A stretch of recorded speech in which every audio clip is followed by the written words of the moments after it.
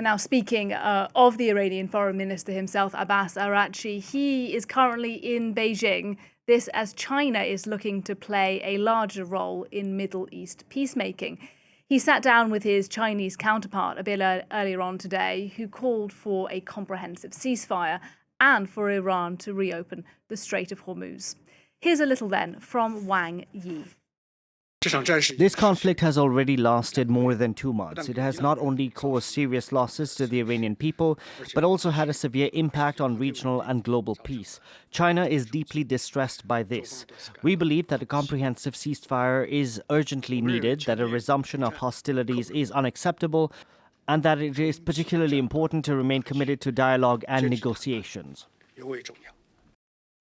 Well, I'm pleased to welcome to the programme now Professor Astrid Nordin, who is an expert on Chinese international relations at King's College London, and she joins us on the programme live now from Taipei. Hello to you, and thanks for speaking to us here on France 24.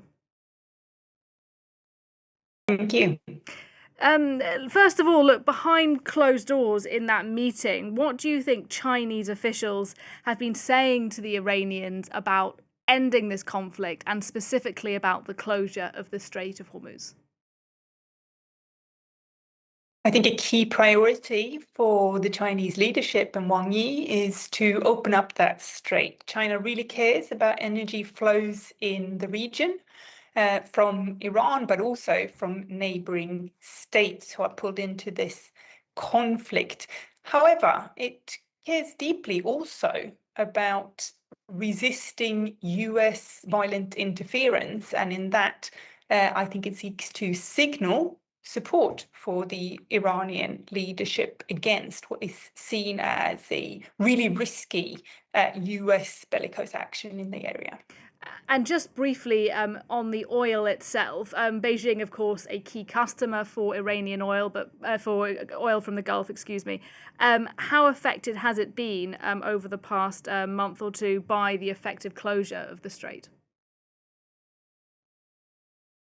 China has decent backups for energy, but it does care a lot about the energy supplies from the region, not only because of the direct imports to China, but also because of the effect that this energy crisis, the pushed up prices are having on the supply chains, particularly those in neighboring countries in East and Southeast Asia.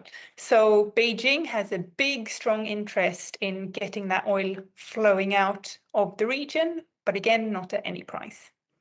Okay, so if we zoom out a little bit then, how close or not would you say the relationship is at the moment between the government of President Xi Jinping of China and this Iranian regime? I think the principal thing that Beijing wants is a stable regime in the region, and it sees the current Iranian leadership as the best bet for having that.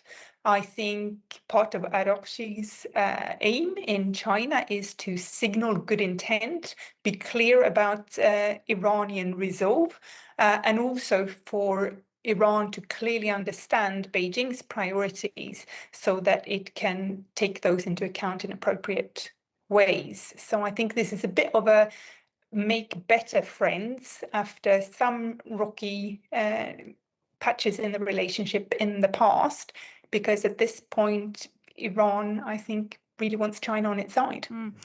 And what about relations then with Washington and the timing of this meeting with the Iranians? Because we understand, although the Chinese haven't officially confirmed it, that next week President Xi will be heading to Washington.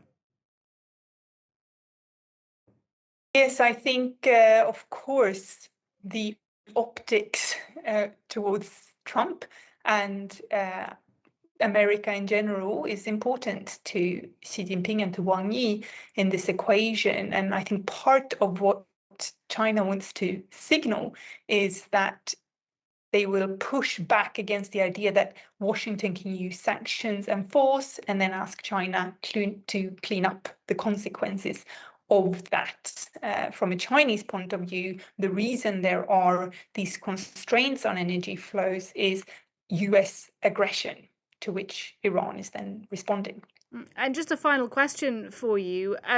Beyond the Iran conflict itself, in your analysis, does China now want to play a more muscular, a more serious role in Middle East diplomacy, perhaps in places like Gaza as well?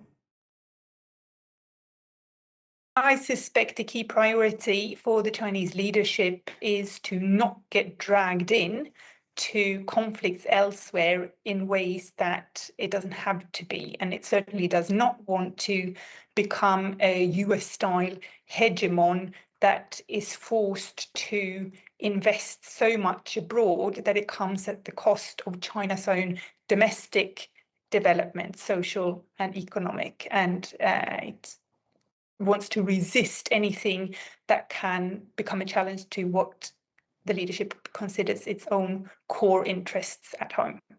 All right, great to get your analysis. Thank you so much, Astrid Nordin, talking to us there.